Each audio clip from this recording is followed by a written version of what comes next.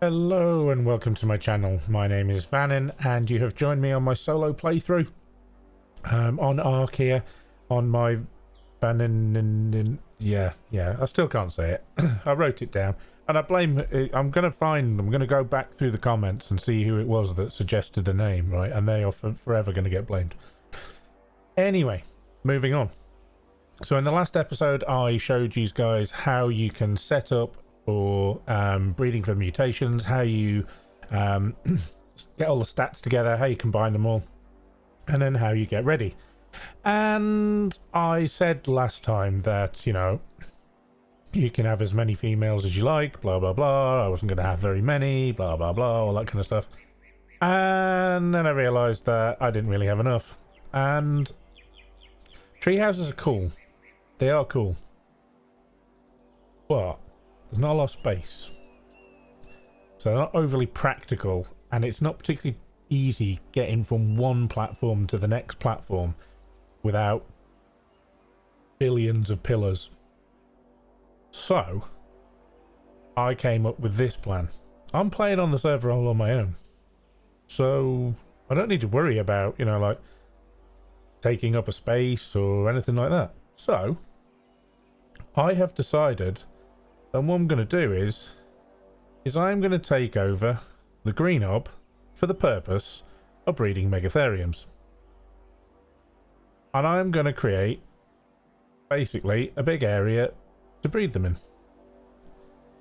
So, what have I done? I'm going to link the video, so it'll be in one of the corners, probably round about nowish when you're watching it. About how you create circles effectively. So it's I show you how to make a round foundation in terms of, you like, for making a base. But the principle works for anything really, and it just gets bigger and bigger and bigger. So you start with the triangular bits and then they snap together and they then create effectively a circle with flat edges. Then you put a square ordinary foundation, and then you go triangles, and then it slowly but surely gets bigger and bigger. Now at this stage here I had to step it down. If you don't know how to step down videos, I will step down videos. If you don't know how to step down foundations, again I will link a video of mine where I show you how to do it. And that way you can then see how you actually do it. I use foundations and a pillar technique.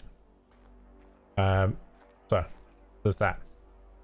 And what I've done is I've then just stepped them down. So what I did was I stepped it down using a square foundation to step it down in order to get to the bit that I wanted, and then I've put back in the triangular bits so I can show you, you know, kind of what I've done and how I did it. And then it gets bigger and bigger and bigger and bigger and bigger and bigger.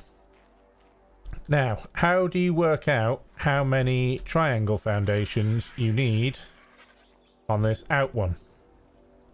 Well, basically, you count the amount of foundations that you have on this inner one, which is 9. No, 11, sorry. It's 11.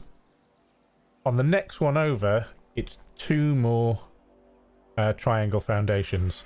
So if this one's 11, this one will be 13, because that's how maths works. So these ones go up by 2, these ones go up by 1. So this is 6, this is 5, 4, 3, 2, 1, so forth and so on. So effectively all I'm going to do is I'm going to go all the way around here in order to create a big circle all the way around the green hub. As I'm playing on my own, it doesn't really make any difference whether I like take over the whole area. I would never do this on a server with other people because, well, that's a bit rubbish. So the idea is to go all the way around. I won't have all that stuff in the middle. I'll probably just only be like maybe 2 rows in or something like that. Have some kind of door shenanigans. I'm even half tempted to try and line it up with the with the thing. I'm not sure how much that annoys me and how much it doesn't annoy me. But I'm going to kind of wait because the corner of that is kind of a little bit centralized. So I may actually just maybe sort of like take out a section over there and see if I can get a gate in on the corner and do it as a corner piece kind of thing. Not too sure yet. But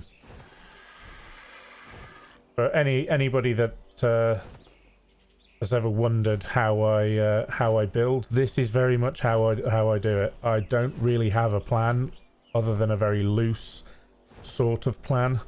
So I have an idea of what I'd like to achieve, and then I just try and figure it out as I go along. So next we will be coming down this side, and I'm hoping that this platform is relatively even, otherwise I could be hanging off the edge. Don't want that. But yeah, I am gonna basically do the outside part, and then I shall bring you guys back, because let's face it, watching me just putting foundations down, dull as dishwater.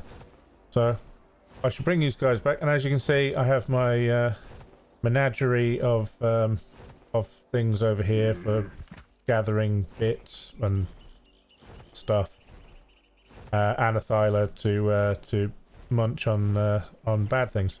So yeah, right. I'm going to pick this lot up and then lay it around the outside until we've completed, and then hopefully that end and that end will then meet together somewhere together and not be all off to one side or anything, and otherwise I'll get very frustrated and say many bad words. So yeah, I'll bring you guys back in a bit. Okay, so welcome back. So we've got the foundations down, so I went 3 sort of deep with it. I've put a gate in there. I mean, it looks a bit, I mean, I don't hate it. I mean, it's not breathtaking or anything, but I don't hate it, so you know, yeah, I can live with that. Mostly because I don't want to tear everything down and then like just re-center it to this pathway. Yeah, no, I don't want to do that. So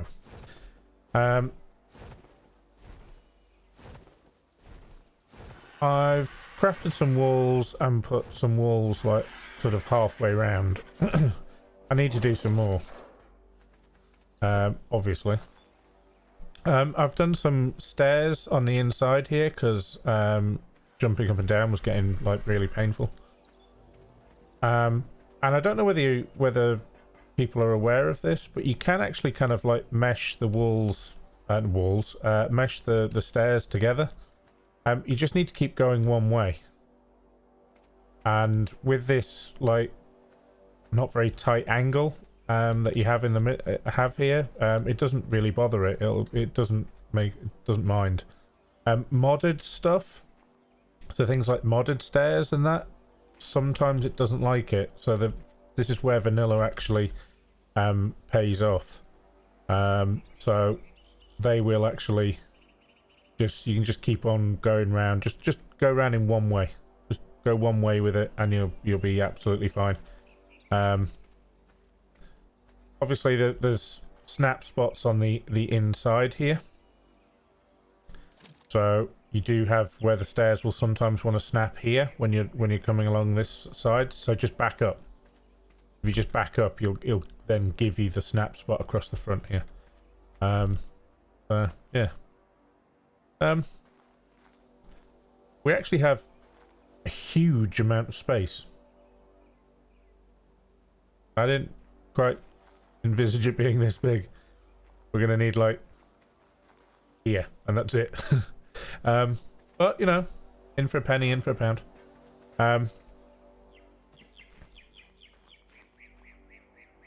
Could actually utilize this for something else, maybe.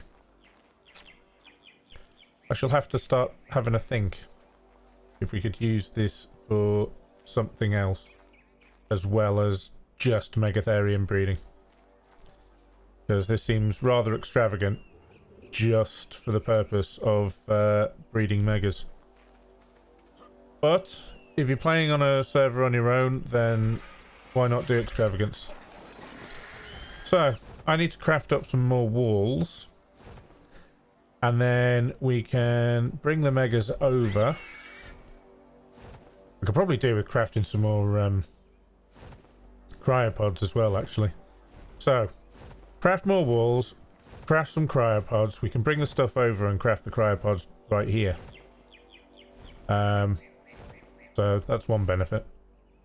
And then yeah,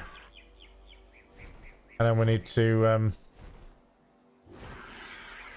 get some food for the megas and stuff, and then we will have loads of space for the purpose of breeding. Because, like I said in the last video, live breeds become like an absolute pain. Just because they run around all over the place. And the amount of times the other day that I would kill off a baby just as another one would pop out or something, and then it would go running off the platform and down onto the floor, and then I've got to then go and jump on the RG, blah blah blah. It just gets a little bit tedious after a while. So having an enclosed space here I think is going to be much better. We literally have like so much room, it is ridiculous. But I'd prefer to have more room than I need than not enough, which is the situation I'm in at the moment. So I will finish off these walls, and then I will cryopods, bring the megas over, and then yeah, may as well start doing some breeding, I guess. Right, back in a bit. So I mentioned before about I need some more cryopods, and I said I could bring all the stuff over to the green orb and go and make cryopods, but I need the cryopods before I can transport the bloody things. So we're heading to the red orb because we need more cryopods, because having like 5 or 6 of them or whatever I've got, yeah, that's not working.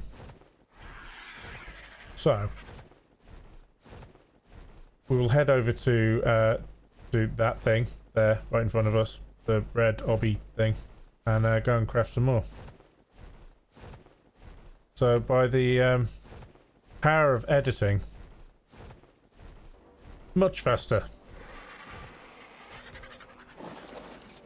So I just chucked a load of stuff onto him.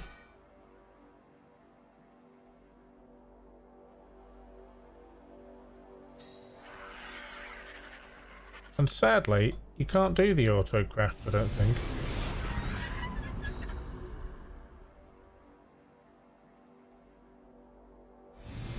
No, it doesn't. That's a shame.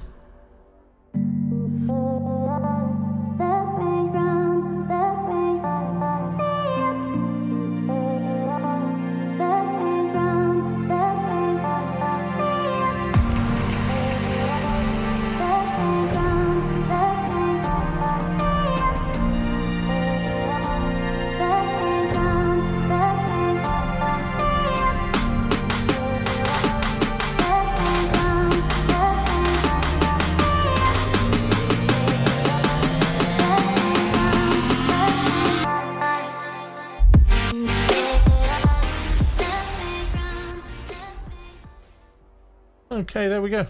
So that should be 20, I think, if my maths is correct, which it isn't always because my maths is awful. Right, let's head back to base, go and grab those Megatheriums and get them over to the green orb. And I was actually having a little think there when I was flying back and tidying up a bit. That location I could actually use for breeding for everything, really. So once we get Theres, we can breed them over there, and we can breed Rexes over there as well. And that'll be the perfect place to keep all the boss dinos Because if we breed Rexes, for instance, and then we want to transport them over, we can either take them by cryopod, or we can just upload them and download them up at the blue orb. Or technically, I can actually just do the fight from the green orb because I'm playing on a server. But because there might be people watching that are playing single player and stuff, I do intend on going to the blue orb and, you know, setting up the Rexes at the blue orb and so forth and so on, and, you know, Theres at the red orb and such. So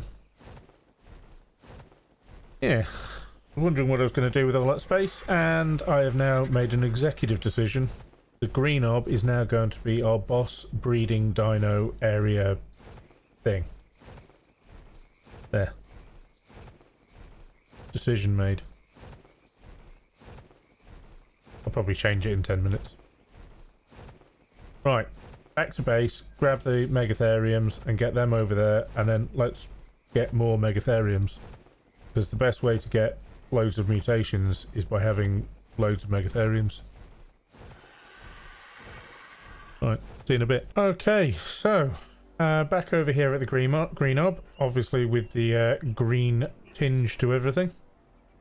Everything looks mouldy. I've set them up. I've bred up some more. Just chucked out. I just did one breed actually, and used Ginger there, Mark II, to kill off. As I didn't get what I wanted. But as you can see here, I have two sets effectively. So we have two males, and then you have two females either side. And that is effectively their breed radius or range is 2. So if I turn on that middle one there, then this female directly in front of me here would not be affected. She is affected by this male here.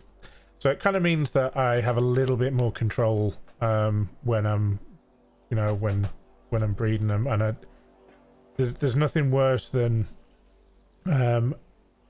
everything all breeding all at the same time, and you effectively run out of time to claim things and all that kind of stuff. And you know, sod's law, the baby that dies is the one that has the mutation you're looking for. So I may increase this actually. So I may do like this another maybe 2 times. So then we'd be looking at sort of like 16 females. Maybe do it 3 times and make it an even 20 females, and that should then hopefully give us a good kickstart in terms of breeding them up and getting the mutations that we're looking for. Now, if you're doing this on single player, it's not an issue, it's not a problem whatsoever. If you're doing this on a server, whether it be your private server, whether you're playing on a mate server or whatever, please cryopod up the males, because if you leave these breeding and your rates mean that the babies survive, they've made some alterations so that they won't then start breeding, but these lot will carry on, and there's a very good possibility you'll ruin your server or your buddy's server if you were to do too many. That's the thing you've got to worry about with live births. It used to be even worse. Like, thankfully Wildcard have programmed in a bit of a fail safe there, but it used to be that they'd come out wandering, and of course wandering meant breeding. So yeah, I think I'm going to add some more in, but I'll do that off camera. So yeah, bit of an odd episode. It all came off the back of I was getting really frustrated of not having enough space, and now I have more space than I can shake a stick at. So this area here we will use for the purpose of of boss breeding, as we have got so much room. I mean, look, you know, all of those over there, so that's what, 10 megatheriums? They take up like literally no room whatsoever. So yeah, we'll be able to get Rexes in here, Theries in here, get them all bred up and stuff, and then use this as our area to breed for our boss armies. Yeah. Obviously, if you feel like embellishing it, maybe building it bigger, maybe having different levels or what have you, I mean, just feel free. On this playthrough, I don't use anything like creative mode or anything like that, and sadly I just don't have enough time to sit here and farm for days to turn this into something spectacular. Maybe I'll do it as a one-off video and build something up or something like that. I don't know. But if you like the video, hit the thumbs up button. If you haven't subscribed yet, hit the subscribe button. Hit the bell notification so you know when I next post. And until next time, guys, take care.